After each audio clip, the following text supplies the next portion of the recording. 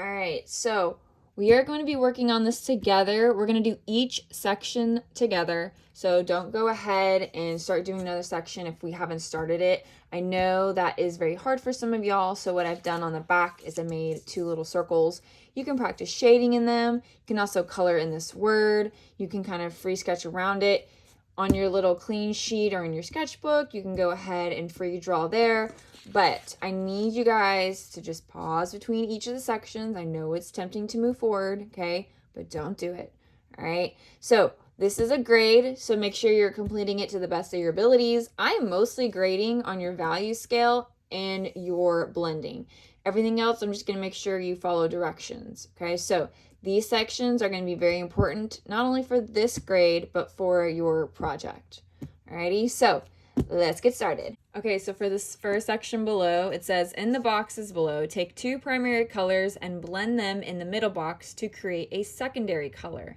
So we're going to put one color here, just kind of a solid color, and then we're going to do the mixing in the middle. Okay, so by now we should know that red, yellow, and blue are the primary colors. Okay, for my example, I'm going to be using blue and yellow to make green because green is my favorite color. So I'm going to go ahead and I'm just going to small circles like we've been doing all year. And I will be coloring a little bit faster than I would anticipate y'all to because I am recording a video. So I want to make sure it's not too long. Don't worry about making the box super filled in and like super pretty. I just kind of need to get the idea. Don't scribble, all right? And again, make sure you're using the correct colors and not pressing down hard. So to mix, the key is to use the darker color first and then put the lighter colors on top. It helps with making the colors more vibrant and it mixes a lot better. So when you're doing the green, you're going to want to put the blue down first. If you're making violet, you're again going to put the blue down first. If you're making orange, you're going to put the red down first. Okay, so that is going to help with the layering process. So when you guys get to the blending, which will be on this side of the worksheet, okay, we will talk about how to blend and overlapping and whatnot. But right now we are mixing. So mixing is when you are taking a color, coloring it, and then you're putting another on top to make a completely different color. Whether it's a secondary color or you're just getting fancy over there, it is mixing. So there's a difference between mixing and blending. With blending, I should be able to see the first color, the second color, and then a transition. For this mixing portion, I just want to see the new color, okay? Now, when you guys are doing this, you want to make sure that you have some of these little white gaps. That's going to be visible because if you're pressing down hard, then they won't be, which means you're doing it wrong. So if you have these white spots, that actually means you're doing it correctly because this is a layering situation. So after you have that, now you can add a bit more pressure. You can get tighter with your circles. And because I used a lighter blue, it's making like a limey green color, which I am perfectly fine with. Now, we're just practicing mixing because, of course, you can mix your own colors and overlap and do all that fun stuff. But just know you will have your own oil pastel palette and you can just take the colors that you need as far as secondary colors. Alrighty. So it looks really dark on camera. I'm just not realizing. It's way more limey green in person, but it still is green regardless of whether it's on the camera or in front of me. So that is essentially what we're going for. You're mixing your secondary colors. Now I'm going to squish this out of the way. I'm going to put this in front of us. So I am very positive y'all are going to be asking me how to clean the oil pastels. So it's very simple. The way you clean them is you use them. You're going to take a scrap sheet of paper. That can be from your sketchbook, whatever. It just obviously doesn't need to be on your project. And you're going to essentially scribble. And make sure you're turning the oil pastel when you're kind of cleaning. That way you get all of the sides. It might not be perfect, but because you guys are sharing these with literally everybody in Art 1, it's not going to be perfectly cleaned. although that's the ideal. But again, just make sure you're cleaning it even before you use it. I'm going to remind y'all that as you work, but it's very important that you clean these guys. Okay. Now, if you get to a point and you can kind of already see if they start to get really short, which will happen, okay, you are allowed to peel the paper off. That doesn't bother me. But I will say that if you rip the whole paper off, you're going to get a situation like this. It still works, but it's going to make your hand way dirtier, way faster. Okay, so if at all possible, try to keep the paper on as long as you can. And again, remember, this is not your palette. You are sharing this. So you might be annoyed by the paper, but somebody else might really like that paper. Okay, so just be mindful. This is a shared supply. Even though they're assigned, okay, you're sharing them. So again, swirl it, use it on a separate sheet of paper to clean it off. No, there's really no way to sharpen them. And oh gosh, I lost my train of thought. Oh yeah, and don't use your fingers to try to mix or anything. Okay, we already know about how not to use our fingers for other mediums, but we're not using it for oil pastels either. Okay, all right, so I'm gonna pause and then I'm gonna let you guys work on this, and then we're gonna keep moving forward. So for this next section, it says, in the box below, add white to a color to make a tint, which we should already know. So I went ahead and I just picked red. For this section, as well as this section, you can just use whatever color you want, besides the white and the black. But I chose a red, more of a brighter red. And again, I did very light pressure. You can see white spots. I did not press down hard. Do not squish the oil pastels, okay? After that, I'm going to take my white. And now I will apply some pressure, not crazy, I'm not breaking it, but you might be able to notice that it's starting to look a little more pink, okay? Now, I know y'all by now, I know exactly what's going to happen. A lot of y'all think that using white is what's going to be used for blending. Not at all. When you are using white on your project, it's because you are making whatever color lighter. You are not using white to blend anything out. This is why we're going to practice over here, and you're going to see you do not use white. It will make it cloudy. It will not make it look nice if that's what you're going for as far as blending, okay? It's going to mess it all up. So only use the white when you are trying to make a tint, okay? Or make something lighter, all right? So I'm going to go ahead, I'm going to pause, pick any color you like. Once you're done and you're waiting, go ahead and do your neighbor as far as your person who's sharing your palette in the next class. Do them a favor and clean off the white oil pastel. So this next section says, in the box below, add black to a color to make a shade. So again, I already did my black. I have very light pressure, have the white spots in between. I'm going to take the red and I'm going to just apply a bit of pressure on top. Now we've already done our neon painting projects with our portfolios, so it's not going to be the same kind of shade, and it's obviously not the same kind of tint, but these vocab terms are universal. When you are adding black to anything, you're making a shade, okay? Now this will be useful if you're doing like the cinder block pattern with the castles or swords or shields or armor or whatever, and you're wanting it to be a little bit darker. Now, I do not want you guys to use a lot of black in your project because black is a very powerful color, and so it can really mess up your project if you're not careful. So be very mindful when using black. Okay, now, I know on camera that looks like a big old black blob, but I promise in person, and maybe if I can zoom out, that might help. That did not zoom out. I'm going to zoom back in. Okay, so it looks like a black blob. But I promise y'all, okay, there is a darker red that you can see. You're just gonna have to take my word on it. You will be able to see it on your paper probably better than you will see it on mine. So I'm gonna go ahead, let y'all experiment with that, and then we're gonna move on to a very important section, which is creating a value scale. Okay, so I'm gonna take green for this next section. Again, you can be using whatever colors you want. So it says create a value scale. Start by applying a color, pressing hard at the beginning of the box, and gradually lighten up with your pressure as you move towards the opposite end of the box. Okay, so I typically don't want to press down like crazy hard, but you have a generous pressure. And most of my pressure is coming from my pointer finger because that's how I'm holding it. If your pressure is coming from like your whole hand, then you are pressing way too hard. It shouldn't hurt your wrist. It shouldn't have any type of like cramping that you're pressing too hard. All your pressure should be in your little pointer finger. Okay. But I'm going to start getting lighter and lighter. You can move your hand further away from the tip. It might depend on the color you have. But honestly, it's just about what's happening in your wrist and your hand.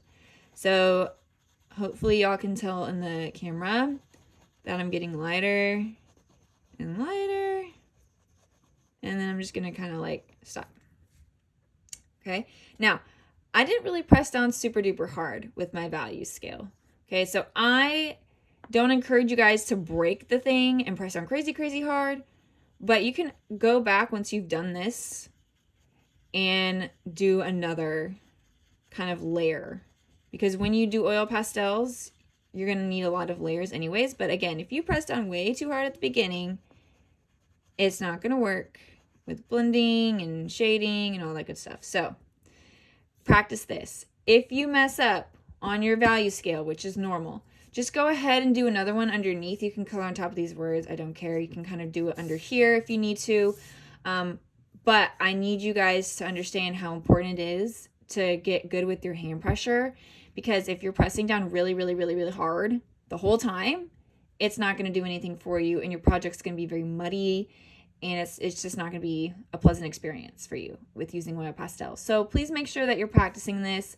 It's all about your hand, okay? This will come in handy, no pun intended, when we come to do Prismacolors and learn all about that. If you are not patient, it's just going to be really difficult to get the blending to work and the transitions and all that stuff. Okay, so make sure you're doing really well with this and taking your time. Okay, so for this section, I'm going to do a lot of talking, so just bear with me. I know it is really eager for you guys to just start doing this or work on this while I'm talking, but please, please know that this is the most important part of your major grade. So if you're going to like listen for like 5 seconds and then try to do it yourself, I cannot help you if you mess up. Okay, this is not a completion grade. This whole worksheet is not a completion grade. I'm actually grading it. So I need you to make sure that you're taking your time to stop and listen and watch what I'm doing. There should be no oil pastels in your hand. Your eye should be on the screen. If you're not finished with another section, it's okay. You will have plenty of time tomorrow to make any last minute additions or changes or whatever. Okay, so I just need you to watch. So it says for section 5, blending. Choose 2 colors to blend. Apply 1 color in a value scale fashion, pressing hard at the beginning of the box and gradually lightening it up on your pressure as you move towards the center of the box. Do the same process with the other color, but start on the opposite end. Okay, so what I did here is I did an example of a not so great blending, and there's a couple reasons why. Okay. On my paper, I used orange and a violet. It might look kind of weird on the screen, but orange and violet, are they next to each other on the color wheel? No. Okay. If you are using just random colors, it is going to be 5,000 times harder to blend. When you are considering what to blend, you should consider the analogous colors. Those are any 3 colors that are right next to each other on the color wheel. The color wheel is posted on around my room, and there's going to be a color wheel on your table while you work throughout the whole project so that you guys understand what colors go with each other, what would look good. So I showed you guys orange and violet. They're not close to each other on the color wheel. It's not blending. It's all muddy. Okay. Another thing I did when I was doing this one is I actually pressed down pretty hard from the beginning to show you that it is not going to be blended if you're just going to press down really, really hard. Okay? We don't want just a solid plop of one color and a solid plop of another and then some hot mess in the middle. Okay? So keep that in mind. Hand pressure is important. When you are blending, we're going to kind of throw it back to when we talked about mixing. Mixing is when you're making a whole different color. Blending is when there should be a smooth transition. I can see right here, this is where my violet stopped. And my orange, it might not be as obvious on the camera, But right here, I can tell that's where my orange stopped. Okay, so if I can see like a very obvious start and stopping of your colors, that is not well blended. You will lose points. So make sure that you are using very light pressure, analogous colors, and you are overlapping in a way that you get a smooth transition. Okay, but you're not going to do the whole thing and try to mix a whole nother color. So I'm going to show you right now exactly what that's going to look like from a correct perspective. So I'm going to choose orange and red because those are next to each other on the color wheel. And I'm going to basically be doing a value scale just from 2 different directions. So I'm going to add a generous amount of pressure. Again, my pressure is coming from my pointer finger because that's how I'm holding it. And I'm going to do my circles. I'm going to get lighter with my pressure a lot quicker than what I did with my value scale. And you're going to kind of see why. So we're getting lighter, lighter, lighter, pretty light. Okay. You can flip the paper if it's easier for you. All right. And I am going to use my orange now. And again, not pressing down hard. You should be watching. I know it's tempting to do it yourself, but please, please, please just watch what I'm doing. Now, I'm already going to start to overlap. I'm not going to stop. I'm going to go almost all the way to the red, the other end. Okay. I'm going to just turn it back. So it should be a prettier blend. Now I'm going to go ahead and I'm going to add a little bit more pressure to get some of those white little chunky chunks out of the way. And then as I start to get closer to where I'm kind of mixing with the red, I'm not going to press down as hard because then it's just going to be all orange. Okay, and I'm still going to want to come back with my red and add a little bit more pressure on that end as well. Okay.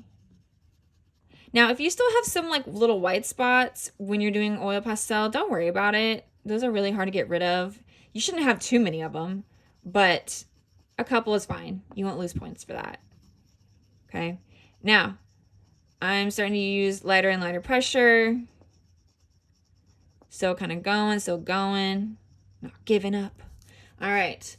Now, hopefully it looks blended on camera. Again, it looks very blended in front of me. So if you do a very light pressure from both directions, overlapping it, going both ways, that's the perfect way to get a good foundation. After that, you can go back and add a little bit more pressure. But if you are going to just straight up press down hard, it's not going to blend. And I say that, and I'm going to say it again. I'm going to say it to the day I die. All right? Light pressure. Now, if you have a tough time with blending, I need you to practice well before you start your project. Because if you struggle and you figure out, well, I'm just really struggling with blending, I don't want to blend on my project, that is not going to fly. Because you have to blend a certain amount of objects on the inside where your letter is, and then a certain amount of objects for your border. They're 2 completely different criterias. So you need to make sure that you are practicing your blending techniques. It is not optional, because I'm not going to give you these really nice expensive oil pastels just for you to take it and color a solid color. I would might as well just give you a crayon, okay, because it's wax and it can do the same thing if you're just going to color it solid. So blending is what I want to see. Blending is the objective. That is what I'm grading. So again, if you're struggling on this worksheet, you need to make sure you practice before you pick up your final project, okay? Okay, so this next step is going to be kind of noisy, but it'll be really fun, especially if you need this type of texture for like scales, dragons, filigree, flowers, the stones on the edges, whatever. This is what you could use. So it says stippling. Fill the box with a light color. Next, with a darker color, layer a group of dots on top. That's basically all I need you to do. You're not creating a whole solid layering like anything that we've done, okay? It's basically just a bunch of dots. So it's going to get kind of loud and noisy, but we'll be fine. Don't add too many. Don't go crazy. don't be too silly and break my oil pastels because I don't think that's funny. All right, just getting the idea of what stippling is. All right, and it doesn't have to be super pretty, the light color that you use. I just want it to be a light color so it's wax on top of wax. All right, I'm gonna pause and let you guys have fun. All right, so this next section is our last section, and it's gonna be a very important section for you guys because it might low-key change your life. So the word that's right next to the number 7, you pronounce it sgraffito, okay? So it says an Italian word that means to scratch off. First, apply a bold color inside each box. Next, use a darker or lighter color on top of the first layer of color. Then safely scratch off the top color using semi-sharp object like a paper clip. So I'm going to give you guys toothpicks for this project, not paper clips, but you are welcome if you get addicted to using oil pastels. You can also use paper clips at home. So I went ahead and I already did this first box. So it says light over dark. Okay, so that means you do the dark color first and then you put a light color on top. So again, light pressure, white areas. I'm going to take a lighter blue. I'm going to press down a generous amount, not breaking it, using my pointer finger to apply the pressure. And what you guys are going to notice is that this is really fun and it's addictive. This is also a really cool way to apply texture for like your sword to make it shiny. I have people who do a lot of snakes and dragons for this assignment, and they like to do little scales with this effect. Cleaning off the edges will probably be what the most important thing you use it for. All right, so I've got that. I'm going to take my, I almost said Q-tip. I'm going to take my toothpick and I am going to draw a heart. And I'm even going to scratch this off in a small circle just so you can see better on the screen. Okay. Now, you're going to notice that it didn't just make the paper white. So just because I scratched off oil pastel doesn't make the whole thing just go away. This technique is not an eraser. Okay, I'll say that one more time. Sgraffitoing is not an eraser. So if you go outside the lines, if you make a really big mistake, yeah, you can try to sgraffito it away, but it's still going to be there. Because basically, once you put the oil pastel down, and then especially when you add generous pressure, you are pressing that wax into the paper, and you're basically staining it, which is why it's still a very light blue looking heart and not stark white. Okay, so be very mindful of this technique. Okay, so go ahead, complete this box. I'm going to pause, let y'all work on it, and then we're going to do the next one together. So hold off on doing this one just yet. Again, I went ahead and did a color beforehand. So I am doing green for this one. I picked a limey, lighter green. So this one says dark over light. So obviously we're going to do the opposite of what we did here, where we started with the dark color first and then did light. I'm going to do the opposite. Now, depending on what color you have chosen for both of these boxes, you might get different results than me.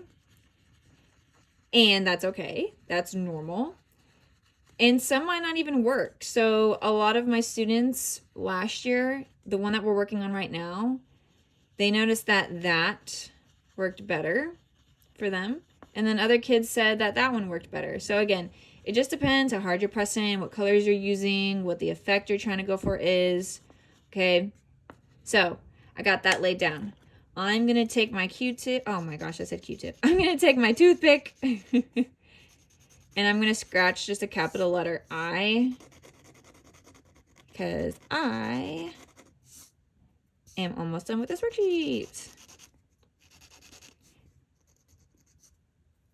So that's how that turned out. So it might not be obvious. Like I said, depending on what colors you chose for this section, you might like this one, you might like that one. I just need to see that you did the effect. That's what I'm grading for this section.